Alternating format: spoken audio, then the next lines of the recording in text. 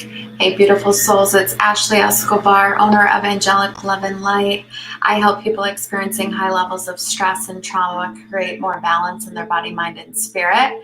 And today we're here back on another episode of The Wake Up in regards to Mercury Retrograde and going direct and what lessons there are to learn from Mercury Retrograde. So, for those of you who don't know or maybe tuning in for the first time, as a holistic healer, that umbrella is a lot, and I use different tools and resources to help enlighten and expand your consciousness, which is your awareness, through different podcast episodes and YouTube channel episodes. And today's is in one of my master guru areas of life that applies to everybody in different ways, of course, astrology and astronomy. So, Mercury retrograde. And Mercury retrograde gets a really bad rep. It's one of the ones that people are the most familiar with to like blame or like not see the beauty in Mercury. And of course, if you're projecting out something's bad, it's going to give you bad experiences. So it's all about resetting that mindset and seeing how it is good for you and how it is meant to help you and how it's meant to shift you. So those of you who don't realize and understand the logic behind it, that's what I'm going to break down today. But it's important for people to know that astrology and astronomy go hand in hand, and it impacts our energy here on Earth every day. We are made up of our own natal of astrology and astronomy, and then we're interacting within different beings in ourself alone and then other people's beings. And what do I mean by that? So our big three: sun, moon, and rising. You've got the sun being your ego, you've got the moon being your emotional body, and you have your rising, which is like your personality and how other people perceive you.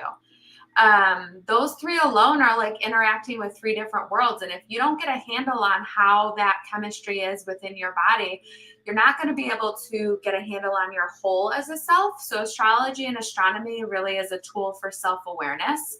Number one, it can help you to gain awareness and create your balance in areas that you've really struggled with, such as communication, relationships, just overcoming different blocks within connections. And so that you don't prevent yourself from evolving and growing, because that's what the point of Earth is. Earth Duality School is meant for growing and evolving and actually integrating new mindsets, new ways, and new beliefs as you evolve. So what is a retrograde, and what does this have to do with anything? Retrogrades are known for, within the natal chart, areas of your life where you are called to, or should feel called to, because they're so much more challenging, to dive deeper, to dive within, to do introspection of your own self before trying to connect with other people in that area, and really diving deep to see what it's bringing you and what area and how it's impacting your different relationships of life. So that is what retrogrades stand for. It's metaphorically or symbolically like the planet going backwards and kind of bringing back old challenges, old traumas, or old issues to help you to work through them in a different way.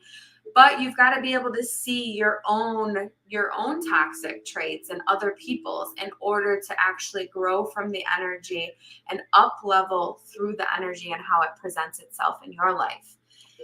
So the planets really aren't going backwards. That's a myth. And Mercury did station direct. And here's something else I want to say, because I've been observing a lot of people who, I love seeing people gain interest in astrology and astronomy, but I think everybody has their hands in a little bit too much these days. And there's been a lot of like false information being put out there. And that goes across with anything in life, right? So make sure you're actually using credible resources. I had gotten an email yesterday from an astrologer who like was claiming and putting out information for the new moon being yesterday, and that's not until Friday.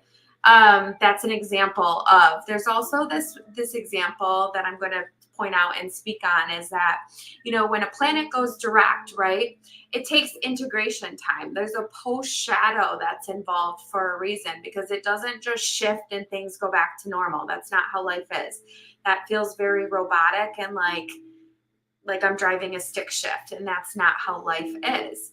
Life is more like water element, flow. I mean, it's all four elements, but it's supposed to be really truly like water element, the flow of life that you're creating. So Mercury retro's shadow doesn't end until May 30th. So you may feel, and there's this understanding that isn't understood about astrology, that the pre-shadows can sometimes feel worse than the actual retrograde. And that really depends on you and who you are and where you're at in life right now and what your frequency is and how your trauma responses handle experiences. So that could feel worse to you. The integration could feel better to you. Everybody's so different. And this is why I love what makes us up as beings beyond our experiences and our traumas. At a root level, we all have a natal chart that impacts our lives a lot more than what we realize. And we can create balance in it and understand ourselves differently because of it. So Mercury is direct now, meaning that until the end of May, it's going to still present some of those challenges, but that it's not just direct and okay, everything's back to normal. And maybe you shouldn't be as cautious about picking up the phone for this person that's really argumentative and defensive. Or maybe you should, like, you've got to be aware of this stuff so that you can move accordingly and do what's best for you. So Mercury is a beautiful, beautiful planet, and people should really want to befriend it because it's trying to support you, but you're fighting and getting defensive of what it does for you and how it presents for you. But it's like that grandmother or grandpa that everybody needs to tell you about yourself and like show you and give you a magnify about yourself and kind of like hand yourself the mirror and be like, okay, what are you accepting and what are you doing about it? Like, don't worry about the person you're interacting, but how did you react and how did you deal and how did you face the situation from your own ego, wounds, traumas, higher self, the whole you. So it is the planet of intellect. It's the planet of communication. It's the planet of travel, technology, and wisdom. So Virgos are the natural ruler of Mercury. So let's think of some characteristics about balanced Virgo energy. They are very in their minds a lot. So the intellect and the wisdom come from that mind. And it's really supposed to be about you tapping into the inner healer. The Virgos are known as healers to a certain degree. And you can't help other people heal until you heal yourself and you heal your own mind and the way you think and look at things. And it actually asks you to tap in from your higher self and use that authentic self, which is your higher self, and part of the duality that exists within all of us that we can get to. It's like your best self. Trying to always see situations and look from your higher self before communicating and responding, which usually comes after. You're usually having to think what you're going to say and feel and not be reactive and have enough time to slow down and pause so you can be responsive instead of reactive. These are the areas that we're meant to dive in, to revisit, to reflect on. So that is what it's about.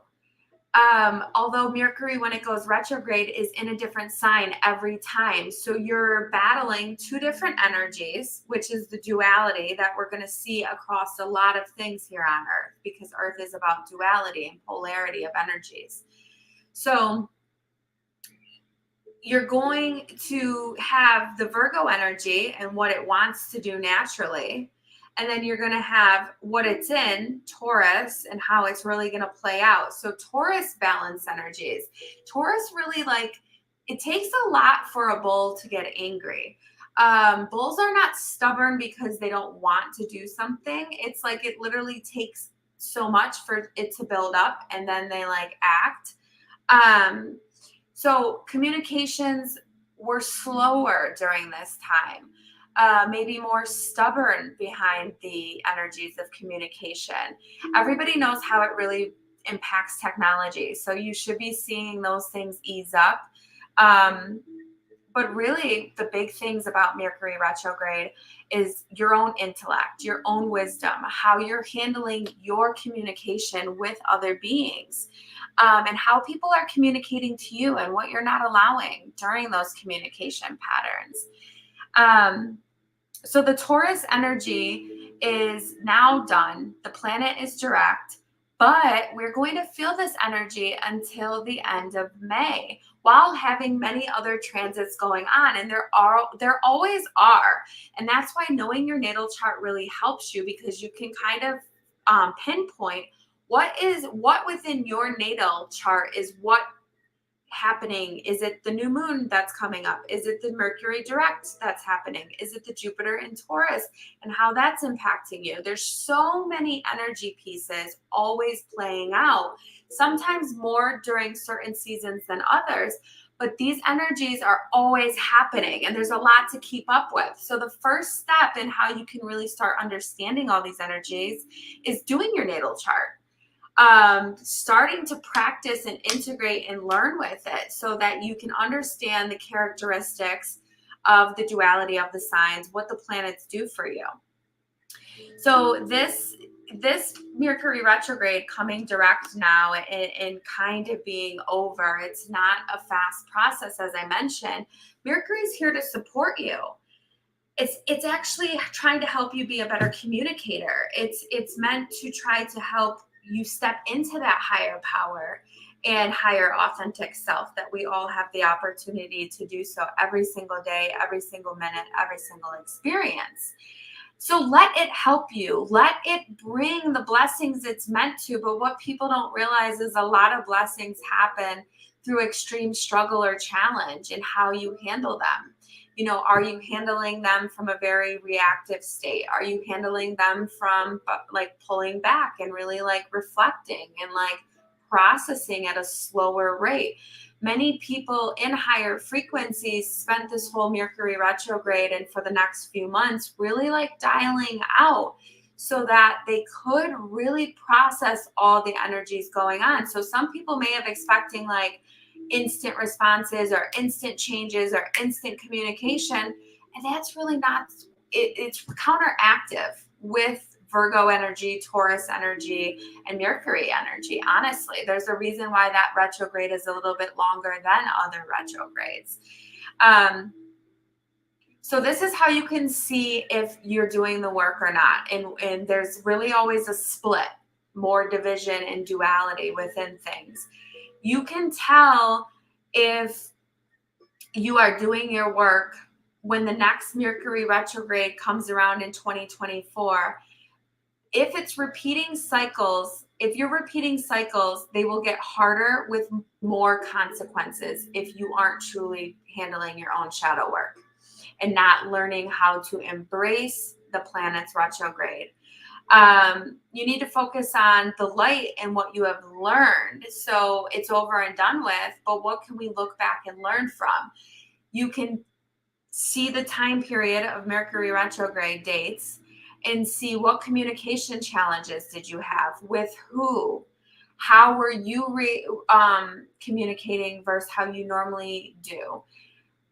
Who was really therapeutic to talk to, who was not, who was more triggering, and trying to connect those triggers with the different areas of childhood wounds, generational wounds, and subconscious programming. Because I guarantee you that there were a lot of people who were really triggered by people who have gotten out of some of these cycles. And kind of universe brought this person as somebody who acts as a catalyst to give you an option to actually dive in and say, no, I'm going to handle this emotion, feeling, experience very differently than I have before. I'm going to slow down. I'm going to actually look at this. But it takes for people to have balance to even do that. So if you're not creating balance and you're a chaos storm, you're not going to be able to slow yourself down to encourage your mind to want to do that. You're going to be on autopilot, just responding, just shooting shit out of your mouth and fingers and like pressing send and not being from your higher self. So in 2024, Mercury is going to set its own launch dates. And this is kind of when you'll see like, okay, did I learn to be a better communicator? Or what communication challenges are coming around now that are presenting worse consequences and repeating harder cycles? The goal is to evolve, which is when the integration, healing and personal development is not linear, right? But here's what it's not. It's not supposed to karmic loop over and over and over. You're supposed to cut, heal, integrate new, and spiral up. And as you do that spiral up, you're eliminating people that act like people that will never grow out of their old ways. And you're already past that. You're eliminating experiences from your life to happen even less that you don't put up with. Especially if you're one of those people that is a catalyst person or a shadow worker or very triggering to some people's wounds. That doesn't mean you don't have your own experiences, because there's mostly like a lesson for you to reflect on within those experiences. Often it's times of showing you where you have done the work and where you're like, holy crap, I didn't react like I would have like 10 million years ago, but I'm also handling it in a very different way that is healthy, with boundaries and respecting myself and what is best for me and my balance. And that's what everybody really should do. So retrogrades, I always say, are a time where people should like dial back from like so much interaction. But that's very hard for most people that live like a typical person. I'm not one of those people, and I can understand because I used to. And when I used to live the busy life and not the balanced life, I know why it's so hard for people to rewire the mindset, which is the hardest piece underneath it all to do, because they're such on autopilot that they don't even have physical balance to work on their spiritual and their mental. There is a major pullback, a major isolation, and a major part of your self-care that requires actual shadow work for the spirit and the mental, that there's no working out, no pills, nothing that can be done for that other than like facing your own stuff, handling your accountability and your awareness on self. So when it comes back around, you're going to see if your stability, strength, discipline, and clarity have been heightened. And if they have, you kind of are in that category of people who did your work, who handled it well, and are going to evolve up. Not everybody's meant to do that, and that's okay. But you do have the choice in interacting with people who are stuck, who are stagnant, who are at a different place than you are in journey, and that's okay. Some people you can interact with very little, but you know you can't interact with them a lot because they are still so wounded, and the connection, the relationship just doesn't fit. It's like forcing a puzzle piece of a square into a circle. It just doesn't fit, but you can still be loving and kind from a distance, but not involve yourself as much. Because we are actually still planting the seeds now for the next Mercury retrograde. So start to think, if you're one of those people that like already like is like, oh no, when you hear a retrograde, or oh no, Mercury retrograde, start to try to tell yourself, Mercury retrograde is going to be wonderful for me. Mercury retrograde is going to teach me many lessons. Mercury retrograde is going to help me become a better person. Rewiring and doing these light switch methods are going to help you to see Mercury retrograde for what it's supposed to do: support you, help you to step into your higher self, step into that healer for yourself, and to become a better communicator. You'll learn to have more patience with all the tech, and it will also teach you to take care of your devices and your technology and all that stuff all throughout the years, so that it doesn't come crashing down on you all at once. So plant the seeds now, build and engage and create the experiences you want. So if you want smoother, loving transactions within communication, are you generally communicating like that? Everything is such a fine line, right? Because you could be coming from your loving self and your higher self, but also stepping into your like ego, holding like really firm boundaries. And somebody who's more wounded will see it as you're being like coming from ego. and you know your intention. So it's like always walking on a very thin line of balance, which feels like a tightrope sometimes over like the Niagara Falls.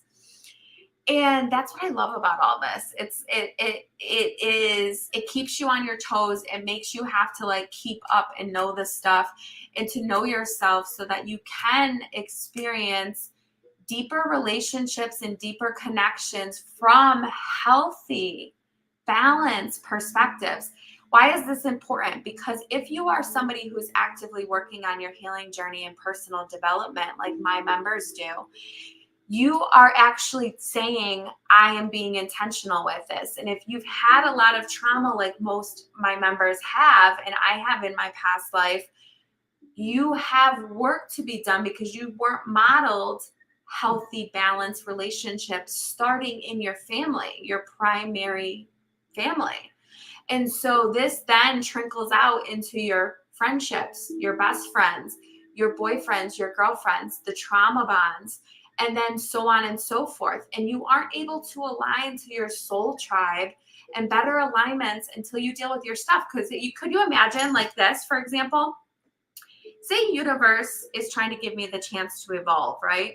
And it knows that I need work in my communication area.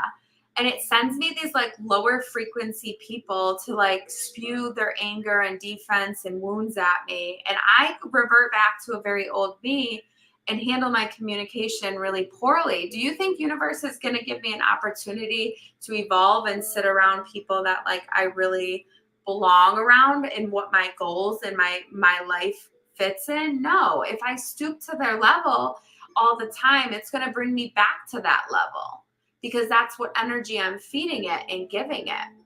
So these are the examples because it's hard for people to understand the concept of energy and astrology and astronomy because it takes a very complex mind to be able to see the whole and how it works.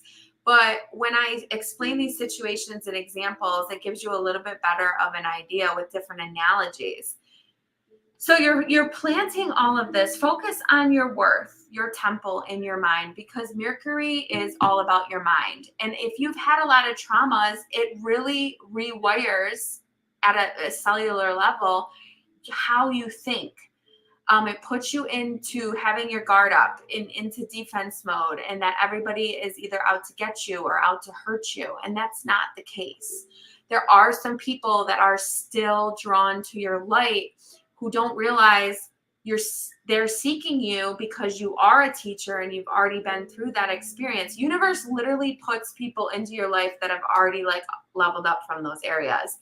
And it kind of like sucks for the person who's already been there, done that, especially if you're being the teacher or the trigger or the catalyst, even though you don't want to be, because then you're getting experience of something you once dealt with and it feels very toxic. It feels very poisonous and it makes you want to run from it.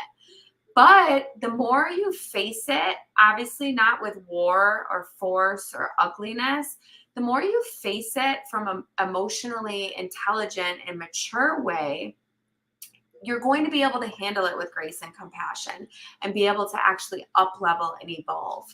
So Mercury is direct. You're not going to feel the changes until June 1st because the post shadow does last for these next 2 weeks. It isn't just, okay, it turned direct and now there's no more problems. There is an integration period for everything for a reason. It's just like us humans. When there's a transformation or a shift, I'm going to use the example of moving to Florida. Once I was here, it's like a lot of people who have never experienced a move out of state think, okay, everything's just shifted. No, it takes time and it's a process. So you don't rush it and you don't not move on it either. But integrations happen for a reason. You need to allow time for it to integrate in yourself, in your environment, and everybody else around you. And that happens at very different paces and levels. So have compassion with yourself and other people, but at the same time, remain in your boundaries and do not allow people to disrespect you and set the tone for your boundaries and just do what's best for you. But I approach you with this question, a rhetorical question. Are you allowing universe through these experiences to help show you about yourself? or are you avoiding the work that's meant to be done? Because there's a lesson for everybody in every retrograde, in every transit. But Mercury, especially because we're humans and communication is a big thing. Communication stems from your perception and your emotional body. So getting to know that natal at a deeper level and understanding all the energy and the transits of astrology and astronomy really help you to learn how to respond better, how to be your best self, and how to deal with other people who maybe aren't there or just not ready for that part of life. It doesn't mean that you have to cater and enable their own ego, but it doesn't mean to not deal with them at all, in like an entitled way either. So it's this blend that you see in society every single day, but there's a lot of people who feel a little bit of hardness and just run and quit. And they're like, oh, protection mode. And it's like weak, it's cowardly. I believe in taking rests and breaks, but most people are reactive off of their emotions. So get your emotional body in check, get your mental body in check. It's Mental Health Awareness Month, and we all have a mental body.